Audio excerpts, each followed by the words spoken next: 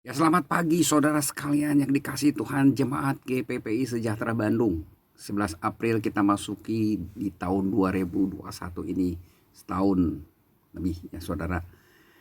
Kita mengalami pandemi, tapi syukur kepada Tuhan kalau Tuhan masih memberikan kesempatan buat kita untuk kita bisa tetap menikmati kemurahan Tuhan, menikmati hidup ini. Dan kita akan sama-sama juga sebentar mendengar firman Tuhan. Itu berkat dari Tuhan, kita berdoa menyiapkan hati kita. Terima kasih Tuhan Yesus.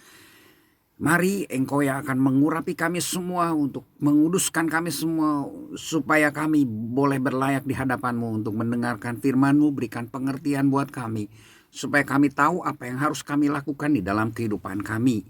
Pemberitaan firman-Mu pada pagi hari ini kami serahkan hanya di dalam nama Tuhan Yesus Kristus saja. Haleluya, amin.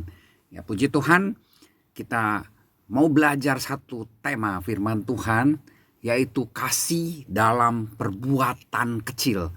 Apa itu kasih dalam perbuatan kecil? Kasih dalam perbuatan kecil yaitu kemurahan. Jadi kemurahan adalah kasih dalam perbuatan kecil. Seperti yang dikatakan oleh Beth Robertson, ya. Ketika saya memikirkan orang-orang mengagumkan yang saya kenal, hal mengejutkan yang saya dapati adalah bahwa ya, kualitas utama yang membentuk mereka yang tadi dikagumi ya, oleh Beth Robertson ini adalah kemurahan mereka. Ya, itulah kualitas utama dari seseorang yang bisa dikagumi oleh orang lain, yaitu kemurahan. Dan kemurahan ini merupakan kasih dalam perbuatan kecil. Jangan main-main dengan perbuatan kecil, karena Mother Teresa di dalam kehidupannya dia sudah mengerti ya, bahwa sesuatu ya, atau segala sesuatu yang kecil ya, bila dikerjakan dengan kasih yang besar, itu akan merubah dunia. Dan dia sudah buktikan itu. Siapakah Mother Teresa? Mother Teresa atau dikatakan Bunda Teresa, disebut Santa Teresa dari Kalkuta. Ya, dia lahir di uskup kerajaan Ottoman dengan nama Agnes Gonta, ya, Gonza Bojak Hiu pada tanggal 26 Agustus 1910. Dia adalah biarawati Katolik Roma keturunan Albania, tapi berkewarganegaraan India. Dia meninggal di Kalkuta, India pada tanggal 5 September 1997 pada usia 87 tahun. Satu usia yang cukup panjang. Dia mendirikan misionaris cinta kasih di Kalkuta, India pada tahun 1950. Jadi selama lebih dari 47 tahun dia melayani orang miskin. Jadi sebelum dia mendirikan misionaris ini, dia sudah melayani. Ya, dia sudah melayani orang-orang miskin. Ya, kemudian orang-orang yang sakit. Yang sakitnya itu ya luar biasa sakit. Ya, yang orang banyak menjauhi. Ya, kemudian dia juga memelihara yatim piatu. Ya, dan orang-orang yang sekarat. Sebagai penghormatan terhadap dia. Pada saat kematiannya, begitu banyak orang menghadiri kematiannya. Dan sampai sekarang, apa yang dilakukan Mother Teresa bisa menginspirasi orang, ya, mengubah orang-orang, memiliki satu keinginan untuk bisa berbuat seperti Mother Teresa lakukan, ya. Dan dia diberi gelar Beata atau Blessed dalam bahasa Inggris oleh Paus Yohanes Paulus kedua. Saudara, ya, kemurahan dalam bahasa Inggrisnya adalah kindness, atau Christotes dalam bahasa Yunani, atau Benignitas dalam bahasa Latin yang artinya perbuatan baik yang nyata, kelembutan dalam berlaku terhadap sesama, dan bersikap penuh rahmat. Ya, itu kita lihat di dalam kehidupan Tuhan kita, Allah kita yang memiliki kasih yang penuh dengan kemurahan terhadap manusia. Dikatakan di dalam Roma 5 ayat 8, akan tetapi Allah menunjukkan kasih-Nya ketika kita masih berdosa. Dan Tuhan meminta kita juga melakukan hal itu. Tetapi kamu kasihilah musuhmu dan berbuatlah baik kepada mereka. Di dalam Lukas 6 ayat 35 hal ini dikatakan. Demikian juga ampunilah dan ampunilah seorang akan yang lain apabila yang seorang menaruh dendam terhadap yang lain. Kolose 3 ayat 13 secara lengkap juga dikatakan sabar terhadap orang lain, ya. Dan apa yang sudah dilakukan oleh Tuhan mengampuni, ya. Jadi ampunilah seorang akan yang lain apabila yang seorang menaruh dendam terhadap yang lain, seperti yang sudah Tuhan lakukan dalam kehidupan kita. Kita patut bersyukur kepada Tuhan, ya, karena kemurahan adalah satu tindakan nyata yang sudah Tuhan lakukan juga di dalam kehidupan kita semua yang menerima anugerah kemurahan, ya. Kemurahan adalah satu tindakan nyata sebagai respon atas anugerah keselamatan dari Tuhan kita, ya, dari Tuhan Yesus. Oleh sebab itu Tuhan juga mau kita melakukan tindakan nyata. Dengan apa? Dengan bertindak ramah seorang terhadap yang lain, penuh kasih mesra dan saling mengampuni sebagaimana Allah di dalam Kristus. Ya, tadi kemurahan adalah Kristos. Ini Kristos dalam bahasa Yunaninya, Kristus itu, ya, hanya beda satu huruf, I dan E. Dia adalah kemurahan buat kita. Dan kemurahan Tuhan itu lebih dari hidup. Saudara, Efesus 4 ayat 32 katakan, ya, biarlah kita ramah seorang terhadap yang lain, penuh kasih mesra, ya, dan saling mengampuni sebagaimana Allah di dalam Kristus telah mengampuni kamu. Ya, biarlah kita mau melakukan apa yang Tuhan pinta dalam kehidupan kita. Ya, karena kemurahan adalah kesediaan untuk menerima, memaafkan, dan memulai dengan sebuah relasi yang baru. Ada hubungan yang baru, ya, tanpa dibayangi dendam, sakit hati, atau luka batin. Ya, selalu ada unsur pengampunan serta secara tulus untuk kepentingan bersama. Ya, berarti membebaskan seorang dari kursi pengadilan dan meletakkannya pada kursi belas kasihan. Seharusnya kita dihukum, seharusnya kita masuk ke dalam penghakiman dan dihukum mati.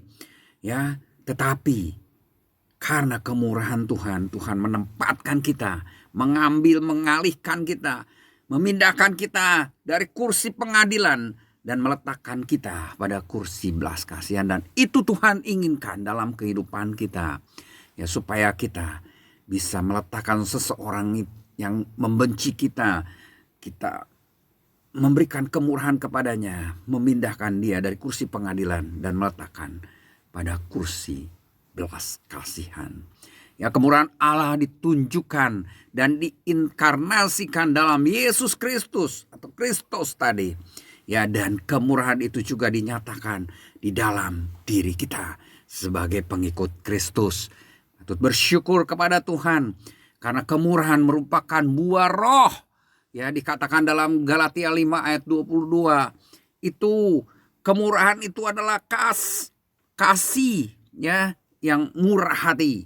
Ya, itu adalah buah roh.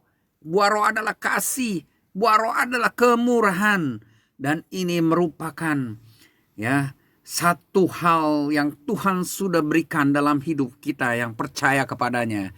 Jadi kemurahan adalah mutlak dimiliki oleh orang-orang percaya.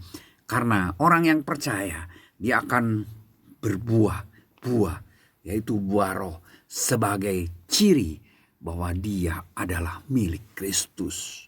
Orang percaya harus berbuah dalam kehidupannya sebagai satu ciri bahwa dia adalah milik Kristus. Dikatakan di dalam 1 Yohanes 2 ayat 6, barang siapa mengatakan bahwa ia ada di dalam dia, ia wajib hidup sama seperti Kristus telah hidup. Bahwa roh adalah karakter Kristus. Ya, dia yang, bahwa roh inilah yang menuntun kehidupan kita orang-orang percaya menjadi hidupnya seperti Kristus. Ya, dikatakan dalam Lukas 6 ayat 36, hendaklah kamu murah hati sama seperti Bapamu adalah murah hati. 1 Yohanes 4 ayat 8 katakan barang siapa tidak mengasihi ia tidak mengenal Allah. Jangan mengaku bahwa kita adalah milik Kristus kalau kita tidak mengenal Allah. Sebab Allah adalah kasih.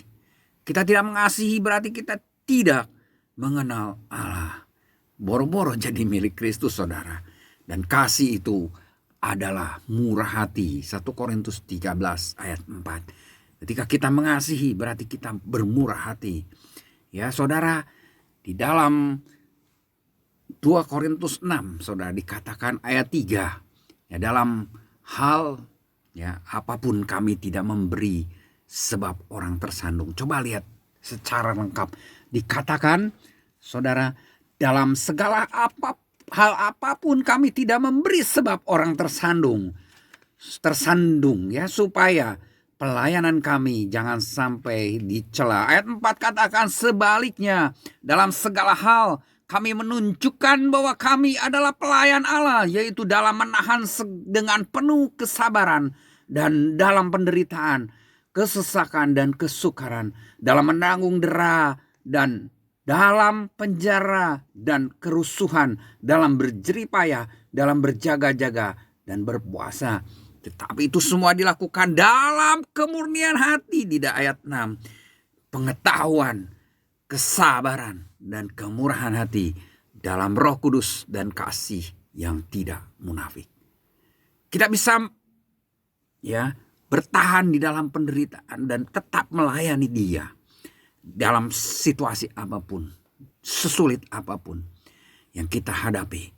Kalau kita memiliki kemurahan hati, kalau kita memiliki kemurnian hati, yaitu kasih yang tidak munafik dan Roh Kudus ya yang akan memberikan kepada kita kekuatan untuk bisa melakukan itu. Ingat saudaraku, bahwa murah hati adalah karunia yang dibutuhkan dan bisa dipraktekkan dimanapun. Dan ini sudah diberikan oleh Allah di dalam kehidupan kita. Miskin kebaikan Kristiani bukanlah hal sepele. Betapa sering orang-orang merasa muak dan kecewa dengan kekristenan yang hanya ya dilihat ya, dan bisa dilihat itu karena kelakuan atau kata-kata kasar yang dilakukan oleh orang-orang yang mengaku dirinya Kristen. Hal ini juga dialami oleh seorang tokoh besar, yaitu Mahatma Gandhi, ketika dia masuk ke dalam gereja. Karena dia begitu terpesona, kagum akan Yesus Kristus. Ya, tapi dia tidak melihat pengikut Kristus. Menunjukkan bahwa hidupnya adalah Kristus di dalamnya. Ya, dia merasa sama saja karena terlihat perbedaan-perbedaan. Ada kasta-kasta di mana agama ya atau orang India menganut kasta ya. Dan ini membuat Mahatma Gandhi tidak ingin masuk menjadi Kristen. Ya, dia mengagumi Yesus, tetapi dia tidak ingin bergabung dengan orang-orang Kristen. Dan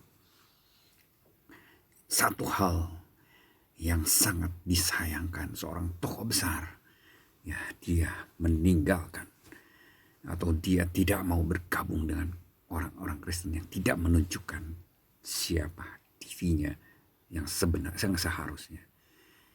Dia, orang-orang Kristen ini seharusnya hidup seperti Kristus. Kemurahan hati, kelemah lembutan dan kasih kepada sesama yang ditunjukkan di dalam kehidupan sehari-hari itu akan memperkaya jiwa. Dan ini dikatakan dikuatkan oleh Dr. William B.D. Migret bahwa 90% dari masalah kejiwaan itu bisa dicegah, disembuhkan secara sederhana hanya dengan kemurahan, saudara. Kenapa? Karena kemurahan adalah suatu keinginan aktif, yaitu suatu kecenderungan batin yang diciptakan oleh Roh Kudus untuk mengenali, untuk peka, dan memenuhi kebutuhan atau kebahagiaan orang lain, baik secara emosi maupun rohani, berdasarkan kasih, sehingga orang yang berkemurahan itu akan tumbuh dalam kasih. Kemurahan adalah sadar, adalah mengerti perasaan orang lain, dan mampu mengadaptasikannya dalam sikap, perkataan, dan tingkah laku. Karena tadi dikatakan kemurahan adalah satu tindakan nyata, satu perbuatan nyata, saudara. Dan ini terlihat ya bahwa kemurahan di dalam diri manusia adalah kebaikan yang bersifat simpatik, bahkan empatik. Ya kalau Plumer mengatakan kebaikan yang bersifat simpatik atau kelembutan perasaan yang melegakan orang dan mengurangi rasa sakit karena mengampuni. Saudara, Tuhan ingin kita mengampuni karena kemurahan adalah berarti mengampuni. Ya. Yang kedua, kemurahan juga berarti tak berdiam diri saat melihat orang yang membutuhkan. Ya. Amsal 28 ayat 27 katakan, siapa memberi kepada orang miskin tak akan berkekurangan, tetapi orang yang menutup matanya akan sangat dikutuki. Ya, di dalam ayat 19 dari Ulangan pasal 24 ayat 20, kemudian juga ayat 21 dikatakan, ya kalau kita menuai di ladang, ya, lalu terlupa seberkas ya di ladang, maka janganlah engkau kembali untuk mengambilnya. Itulah bagian. Ya. Nanti kita lihat bagian siapa. Supaya Tuhan Allahmu memberkati engkau dalam segala pekerjaanmu. Ayat 20, apabila engkau memetik hasil pohon jaitunmu dengan memukul-mukulnya, janganlah engkau memeriksa dahan-dahannya. Sekali lagi, itulah bagian. Ya, bagian siapa? Kita lihat nanti. Apabila engkau mengumpulkan hasil kebun anggurmu, janganlah engkau mengadakan pemetikan. Sekali lagi, karena itu adalah bagian. Bagian siapa? Itu adalah bagian orang asing, anak yatim dan janda. Tuhan sangat memperhatikan orang asing, anak yatim dan janda. Ya, dikatakan dalam 1 Petrus 4 ayat 9, berilah tumpangan seorang akan yang lain dengan tidak bersungut-sungut. Bantulah dalam kekurangan orang-orang kudus. Dan usahakanlah dirimu untuk selalu memberikan tumpangan. Roma 12 ayat 13. Dan inilah merupakan apa yang dikatakan hospitality. Keramah tamahan, kesediaan memberikan tumpangan atau menerima tamu. Dan ini juga dikatakan sebagai philoxenos, yang secara harfiah berarti mengasihi orang asing. Saudara, Ibrani 13 ayat 2 katakan, ya, jangan kamu lupa memberi tumpangan kepada orang, sebab dengan berbuat demikian beberapa orang dengan tidak diketahuinya telah menjamu malaikat-malaikat. Seperti yang dikatakan di dalam Matius 25 ayat 31 sampai 46, bahwa orang yang melakukan sesuatu kepada orang yang lemah itu berarti dia melakukan pelayanan terhadap dia. Dia melakukan atau dia melayani dia. Ya saudara, oleh sebab itu janganlah kau tindas atau kau tekan orang asing. Sebab kamu pun dahulu adalah orang asing di tanah Mesir. Haruslah kau ingat bahwa engkau pun dahulu budak di tanah Mesir. Itulah sebabnya aku memerintahkan engkau melakukan hal ini. Ya, Tuhan sangat memperhatikan orang asing. Dan dia mengatur bagaimana sikap orang-orang Israel terhadap orang asing. Dan itu mengingatkan mereka bahwa mereka dahulu adalah orang asing di tanah Mesir. Dan Tuhan memerintahkan melakukan ya kebaikan buat orang-orang asing. Saudara, sekalipun ayahku yang dikatakan, Dan ibuku meninggalkan aku, namun Tuhan menyambut aku. Mazmur 27 ayat 10. Ya, ini berbicara tentang seorang yatim piatu. Dan Tuhan memperhatikan itu. Karena dia adalah bapa bagi anak-anak yatim dan pelindung bagi para janda. Itulah Allah di dalam kediamannya yang kudus. Mazmur 68 ayat 5. Saudara, janda yang dimaksud diatur di dalam 1 Timotius 5 ayat 3 sampai 16, yaitu janda yang hidupnya sudah sebatang kara, tidak mempunyai anak atau cucu, tidak berharta, usianya minimal 60 tahun. Jadi sudah tidak produktif untuk bekerja, dan sekali saja dia bersuami, tidak lagi kawin lagi, saudara. Dan yang paling penting juga syaratnya bahwa dia memiliki perbuatan baik yang bisa dilihat oleh orang lain. Contohnya apa? Mengasuh anak, memberi tumpangan, berbuat baik pada sesama. Ya, kenapa? Ya, Tuhan katakan ayat 11 bahwa tolaklah pendaftaran janda-janda yang lebih muda. Ayat 14-nya katakan, karena itu aku mau supaya janda-janda yang muda kawin lagi. Karena janda-janda yang muda itu masih bisa kawin lagi, ya, beroleh anak, kemudian memimpin rumah tangganya. Dan Paulus katakan kepada umat di Tesalonika, ya, 2 Tesalonika 3 ayat 10, katakan, peringatan ini adalah kepada kamu. Jika seorang tidak mau bekerja, janganlah ia makan. Ada satu kisah, saudara. Ada satu kisah, ya, di dalam 2 Raja-Raja 4 ayat 8. Ya, di mana ada satu perempuan kaya yang selalu memberi makan Elisa ketika dia ke Sunem. Ya, saudara, dia adalah seorang perempuan yang mampu untuk melakukan kebaikan atau kemurahan kepada hamba Tuhan. Tetapi dia tetap meminta izin suaminya. Dia perempuan yang baik.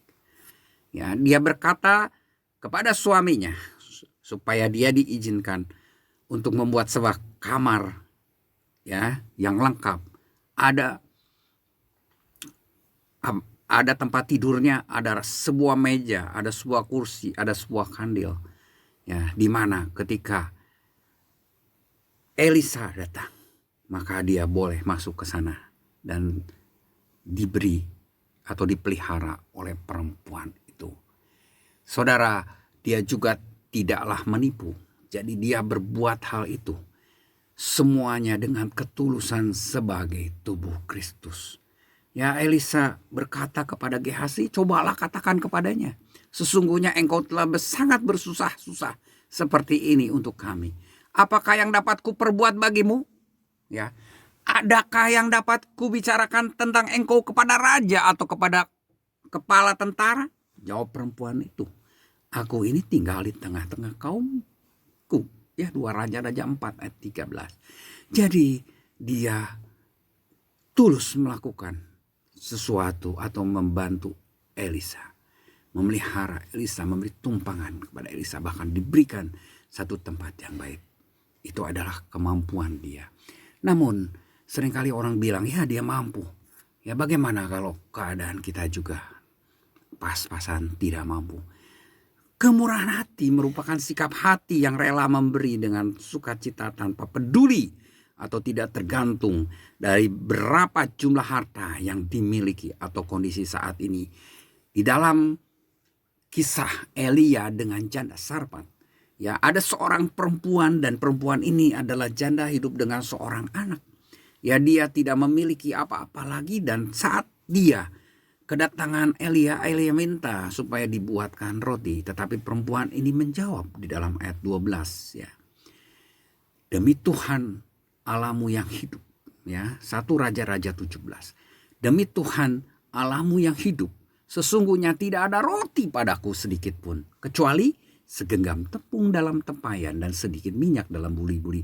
Dan sekarang aku sedang mengumpulkan 2-3 potong kayu api. Kemudian aku pulang dan mengolahnya bagiku dan bagi anakku. Dan setelah itu, setelah kami memakannya, maka kami akan mati. Jadi ini adalah harta satu-satunya untuk mempertahankan kehidupannya. Tetapi Elisa atau Elia, ya, dia bilang, lakukanlah. Ya, ayat 15 ini bukan ayat 13. Lalu pergilah perempuan itu dan berbuat seperti yang dikatakan Elia. Maka perempuan itu dan dia serta anak perempuannya itu mendapatkan makanan beberapa waktu lamanya. Ini adalah memberi lebih banyak, memberi dari kekurangan seperti yang Tuhan kisahkan, yang Tuhan katakan dalam satu peristiwa di dalam Lukas 21 ayat 3 dan 4. Di sana dikatakan, aku berkata kepadamu, sesungguhnya janda miskin ini memberi lebih banyak daripada semua orang itu. Ayat 4, sebab mereka semua memberi persembahannya dari kelimpahannya, tetapi janda ini memberi dari kekurangannya. Bahkan ia memberi seluruh nafkahnya. Ini Tuhan mengomentari seseorang ketika, atau orang-orang yang memberikan persembahan, ketika orang-orang banyak memberikan persembahan dengan begitu limpahnya. Dan ada seorang janda miskin yang memberikan beberapa keping, ya, uang, dan Tuhan katakan janda ini yang memberikan lebih banyak dari semua orang itu karena dia memberi dari kekurangannya. Orang lain memberi dari kelimpahannya, dan yang dia berikan adalah seluruh nafkahnya, seperti yang janda tadi di Sarfat, saudara, ya. Tuhan Yesus adalah teladan kemurahan. Kita lihat dia menghabiskan waktunya berpindah dari satu kota ke kota lain, dari desa lain, kampung ke kampung lain, untuk berjalan di antara orang-orang, menunjukkan kemurahannya dan membawa dimensi baru pada kehidupan mereka. Setiap orang yang ditemuinya akhirnya memiliki hidup baru, hidup yang berubah dari asalnya. Dia menemui seorang laki-laki di pinggir kolam yang sudah 38 tahun berbaring di kolam, dan menyembuhkannya, dan akhirnya dia bisa berubah hidupnya. Yohanes 5 ayat 1-9 berbicara hal ini. Kemudian dia juga berbicara dengan lembut kepada seorang wanita di tepi sebuah sumur Yakub yang sedang haus akan kasih karena dikucilkan orang-orang akibat perbuatannya yang mengumbar nafsu belaka. 5 orang laki-laki sudah hidup dengan dia sehingga dia dikucilkan oleh orang lain. Dia harus mengambil air di tengah teriknya matahari, dan saat itu Tuhan Yesus berbicara dengan lembut kepada dia. Dia tidak menyalahkan, Tuhan Yesus tidak menyalahkan kehidupannya, tidak membenci dia, tetapi Tuhan Yesus menyadarkan betapa hidupnya itu tidak baik, dan dia sadar dan akhirnya menjadi penginjil pertama dengan memanggil orang-orang, mengajak orang-orang yang membenci dia, menjauhi dia untuk datang kepada Tuhan Yesus dengan menunjukkan bahwa Tuhan Yesus adalah Mesias. Dia bisa mengetahui kehidupan orang lain.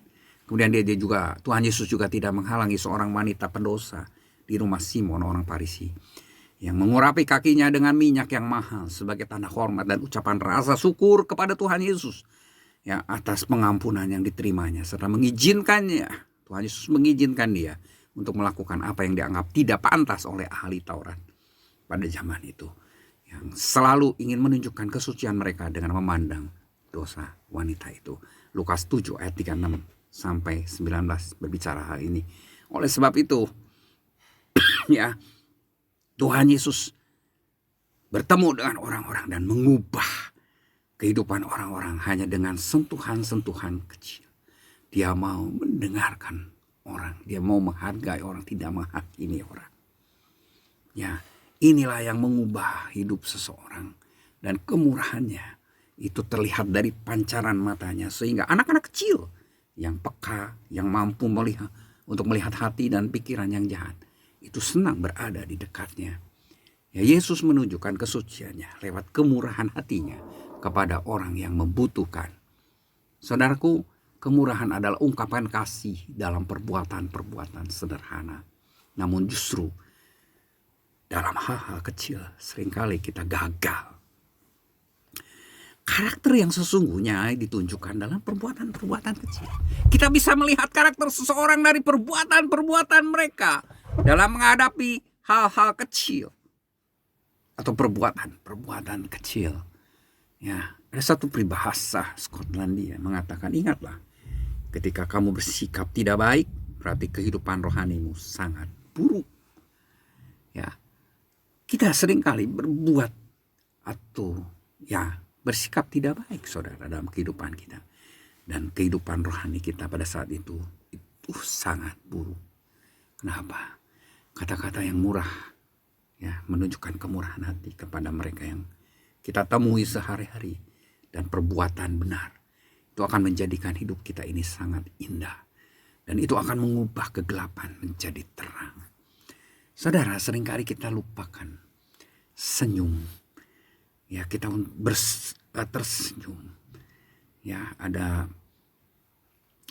saudara, banyak perusahaan yang menerapkan ini, senyumlah.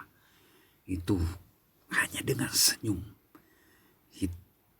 itu bisa mengubah suasana. Mungkin orang datang dalam segala kesulitan mereka, tetapi ketika dia melihat kita tersenyum, dia juga akan terhiburkan, berubah suasana hatinya. Ada satu WA yang dikirimkan berupa film, saudara, di mana seseorang ketika melihat ada seseorang menyapu dan ada orang yang sembarangan membuang sampah saat dia menyapu. Kemudian orang yang melihat itu melihat juga perubahan pada muka si penyapu, dan dia menggambar sesuatu atau dia menuliskan sesuatu di atas kertas. Dia berikan itu kepada si penyapu, dan ketika dia melihat, dia tersenyum. Dia masukkan ke kantongnya, kemudian dia menemui seseorang yang juga dalam kesedihan, dalam masalah, dia berikan itu. Orang yang menerima itu dia buka, dia tersenyum. Dia bawa lagi, orang yang sudah diberikan itu dia bawa lagi kertas itu. Menemui lagi orang yang bermasalah, dia berikan itu dan tersenyum. Itu ada beberapa orang. Dan terakhir, seorang ayah memberikan ini kepada anaknya. Dan ketika dilihat gambar, ternyata gambar yang diberikan itu gambar seperti ini, saudara, tersenyum. Dan itu mengubah keadaan jiwa seseorang. Dia yang butuh penghiburan, butuh sesuatu yang lain. Oleh sebab itu jangan kita egois. Kita harus melihat kepentingan orang lain, bermurah hati. Perasaan orang lain harus kita jaga, harus kita peka terhadap kondisi orang lain, perasaan orang lain. Karena Allah yang kita sembah sangat berbeda dengan ilah-ilah berhala. Sangat pemurah dan penuh kasih. Seperti yang dikatakan Yesaya 6:3-7. Sekalipun permintaan kita seringkali bukan untuk kebaikan kita, tetapi karena egoisme pribadi. Dia tetap lebih baik dengan menjauhkan kita dari hal yang dapat mencelakakan kita. Allah menunggu untuk mencurahkan bagi kita kekayaan yang dapat menolong kita. Walaupun kita egois. Oleh sebab itu jangan egois. Karena kemurahannya, kita tidak akan musnah sekalipun kita egois. Dia tetap baik. Karena perbuatannya adalah atas dasar kasih. Kasih itu murah hati. Ingat, Tuhan menginginkan supaya kita itu mengerti ayat yang dikatakan di dalam Galatia 6:7. Janganlah sesat, Allah tidak membiarkan dirinya dipermainkan. Karena apa yang ditabur orang itu juga akan dituainya. Dikatakan sebab ayat 8. Barang siapa menabur dalam dagingnya, ia akan menuai kebinasaan dari dagingnya. Tetapi barang siapa menabur dalam roh, ia akan menuai hidup yang kekal dari roh itu. Ayat 9, janganlah kita jemu-jemu berbuat baik. Karena apabila sudah datang waktunya, kita akan menuai jika kita tidak menjadi lemah. Maksudnya kita terus melakukan itu dengan setia. Kebaikan demi kebaikan. Karena itu ayat 10, selama masih ada kesempatan bagi kita, marilah kita berbuat baik kepada semua orang, tetapi terutama kepada kawan-kawan kita seiman. Puji Tuhan, saudara-saudara, inilah hukum tabur dan tuai. Berbahagialah orang yang murah hatinya, karena mereka akan beroleh kemurahan. Diberkatilah mereka yang berbelas kasihan, sebab mereka akan memperoleh belas kasihan. Kita murah hati, akan memperoleh kemurahan. Kita berbelas kasihan, kita akan beroleh belas kasihan. Berbahagialah segala orang yang menaruh kasihan, karena mereka itu akan beroleh rahmat. Matius 5 ayat 7. Dan segala sesuatu yang kamu kehendaki supaya orang perbuat kepadamu, perbuatlah demikian juga kepada mereka. Itulah isi seluruh hukum Taurat dan kitab para nabi yang saat ini kita pegang. Ya. Di dalam Matius 7 ayat 12 dikatakan seperti itu, saudara. Dan hukum yang kedua, ya, yang sama dengan itu, hukum yang pertama, kasihlah Tuhan Allahmu dengan segenap hatimu, dengan segala akal budimu, dan lain-lain. Ialah kasihlah sesamamu manusia seperti dirimu sendiri. Matius 22 ayat 39. Saya yakin setiap orang mengasihi dirinya dengan begitu rupa. Oleh sebab itu Tuhan inginkan dalam hukum yang kedua itu, dan sama dengan kita mengasihi Tuhan, ialah kasihlah sesamamu manusia seperti diri kita sendiri. Ya, kita harus peduli dalam terang sentralitas kasih dan panggilan Kristus ini, saudara. Ya, seorang yang bernama Roy McClain mengatakan, ketika saya melihat kembali pada hidup saya yang tidak berdaya, saya mendapati bahwa hanya sedikit hal saja dari hidup saya yang bertahan. Dan itu bukanlah ketenaran. Itu bukanlah gelar ataupun fakta-fakta lain yang dapat dikenang. Satu-satunya hal yang bertahan adalah hal-hal kecil di mana saya mencoba untuk menunjukkan kemurahan. Ya, itulah yang bertahan dalam kehidupan seseorang. Jadi saudara, sebagai kesimpulan, jangan abaikan hal-hal atau perbuatan kecil. Karena hal-hal atau perbuatan kecil seperti ramah terhadap semua orang, dengan tersenyum, dengan kata-kata lembut, berempati, memberi perhatian dan bantuan kepada orang yang memerlukan, itu sangat berarti dan sangat efektif dalam mengubah kehidupan seseorang. Dan itu merupakan bukti bahwa kita adalah milik Kristus dan orang boleh tertarik menjadi saksi buat orang-orang lain. Saksi Kristus di antara umat lain, orang lain. Yang kedua, memang seringkali kita gagal dalam melakukan perbuatan kecil tersebut. Namun saudara, kita patut bersyukur kepada Tuhan Yesus yang telah memberikan teladan bagi kita, dan kepada Roh Kudus yang telah memberikan buahnya kepada kita, yaitu kasih dan kemurahan dalam kehidupan kita ini.